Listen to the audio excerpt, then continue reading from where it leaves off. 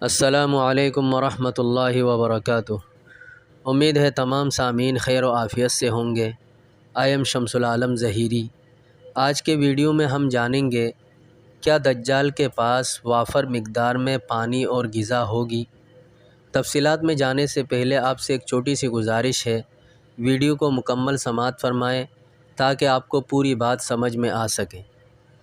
آپ آج کل دیکھ رہے ہوں گے کہ قسم مصنوعی غذائیں قدرتی غذاؤں کی جگہ لے رہی ہے۔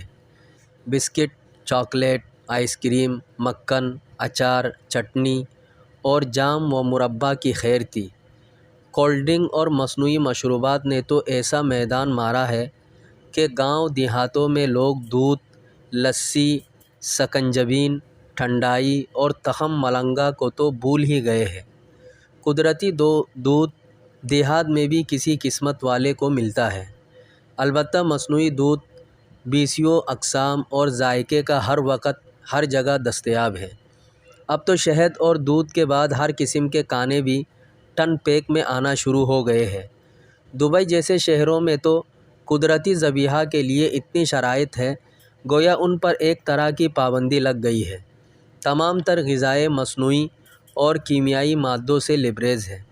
ذرا تصور کیجئے ایسے شہر کے سہولت پسند باشندوں کا کیا بنے گا جو ایک عام آدمی کی غذا کا بندوبست نہیں رکھتے، اور تمام تر انحصار یہودی ملٹی نیشنل کمپنیوں پر کر رہے ہیں۔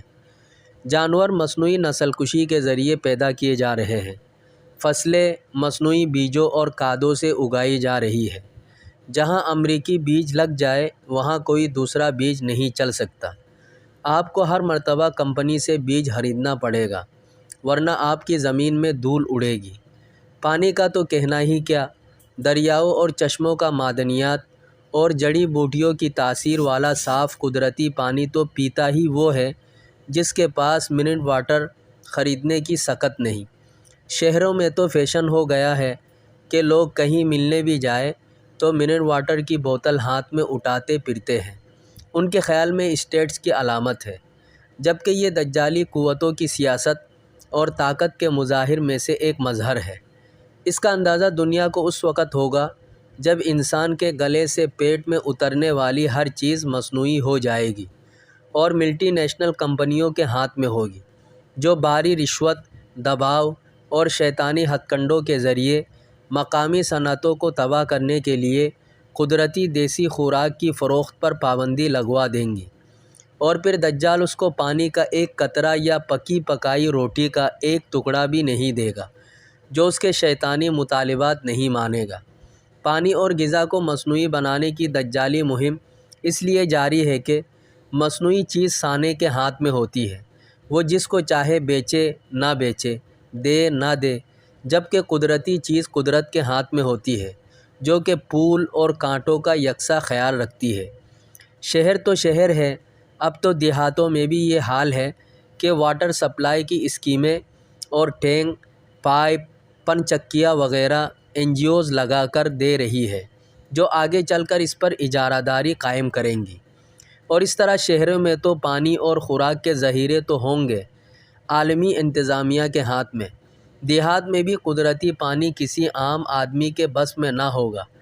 مستقبل میں پانی کے مسئلہ پر دنیا بھر میں ہونے والی جنگوں کے متعلق تو آپ پڑھتے اور سنتے ہی رہتے ہیں۔ یہ دراصل آگے چل کر دجالی قوتوں کی طرف سے پیدا کیے جانے والے مصنوعی بحران کو اصلی باور کرانے کی ذہن سازی اور مشق ہے۔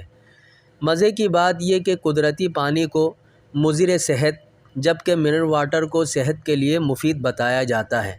حالانکہ صورتحال یہ ہے کہ منرل واٹر کے ذریعے اربوں ڈالر کمانے کے ساتھ ساتھ ہماری نسل کو زنخواں بنایا جا رہا ہے۔ حضرت مفتی ابوالبابا صاحب فرماتے ہیں کہ ہمارے ایک محترم دوست نے جب دیکھا کہ لوگ غیر معیاری پانی بیچ رہے ہیں تو انہوں نے منرل واٹر بنانے کا پلان لگایا۔ ان کا ارادہ تھا معیاری کام کریں گے چاہے کم نفع ملے۔ جب وہ پلان لگا چکے اور تمام تجربات مکمل کرنے کے بعد حکومتی نمائندہ اس کی منظوری دینے آیا تو ان کے کام اور لگن کی تعریف کیے بغیر نہ رہ سکا، لیکن اس کا سوال تھا کہ آپ اس میں وہ قطرے ملاتے ہیں یا نہیں۔ ان کو تعجب ہوا کہ کون سے قطرے پانی میں ملائے جا سکتے ہیں۔ کہانی کچھ یوں سامنے آئی کہ انسان کے تولیدی مادے میں دو طرح کے جراثیم ہوتے ہیں، ایک کو ایکس کروموسومز اور دوسرے کو وائی کروموسومز کا نام دیا گیا ہے۔ پہلا زیادہ ہو تو اللہ کے حکم سے مذکر اور دوسرا زیادہ ہو تو نومولود مؤنث پیدا ہوتا ہے۔ دوسری قسم کے قطرے ملائے بغیر پانی کی فروخت کا لائسنس نہیں دیا جاتا۔ اب مجھے نہیں معلوم کہ ہمارے ڈاکٹرز اور ماہرین اس بات کی تصدیق کریں گے یا ناواقفیت اور دباؤ ان کے آڑے آئے گا، لیکن بندہ اس کا کیا کرے کہ میں نے ان دوست کا پلان خود دیکھا اور ان کی بے بسی کی داستان ان کے دفتر میں بیٹھ کر خود سنی، اس کو کیسے جھٹلا دوں؟ کیا محض مجھے یہ کہانی سنانے کے لیے انہوں نے اپنا لگایا پلان ٹپ کر دیا ہوگا؟ اس طرح کی کہانیاں دنیا کے کئی حصوں میں جنم لے رہی ہے۔ دنیا بھر کے انسان پینے کے پانی کے بحران کے ناخوشگوار پہلوؤں سے سمجھوتا کر رہے ہیں۔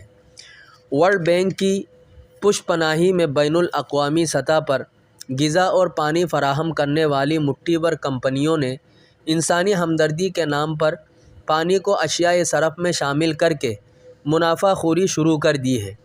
یہ کمپنیاں کھلے عام ورلڈ بینک اور اقوام متحدہ میں اپنا غلبہ رکھتی ہے۔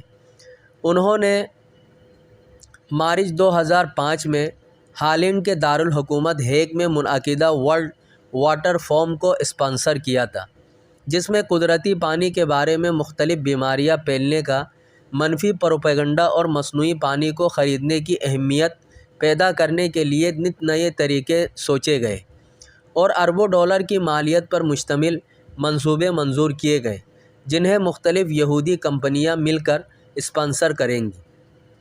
امید ہے آپ کو آج کی ویڈیو پسند آئی ہوگی۔ والسلام علیکم ورحمۃ اللہ وبرکاتہ۔